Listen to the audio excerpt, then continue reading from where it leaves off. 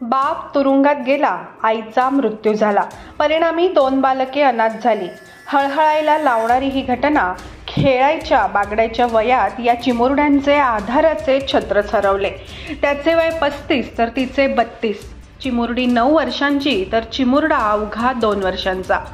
तर झाले काय? तो बिहारचा आणि ती कर्नाटकातील. दोघांचेही प्रेम जमले. दोघांच्या कुटुंबाचा विरोध होता. तो झुगारून त्यांनी लग्न केले. संसार सुरू झाला. 2 गोंडस मुलेही जन्माला आली.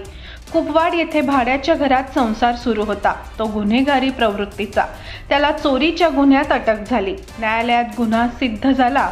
आता तो पुणे येथील कारागृहात आहे. सुखी संसाराची स्वप्ने पाहणाऱ्या तिच्यावर आभार कोसळले. कुपवाड सोडून तिने सांगली गाठली. काम करून कसेबसे 2 मुलांना सांभाळू लागली. काही दिवसांपूर्वी तोल जाऊन ती पडली आणि जखमी झाली. तिला शासकीय रुग्णालयात दाखल केले आणि अखेर तिला मृत्यूने गाठले.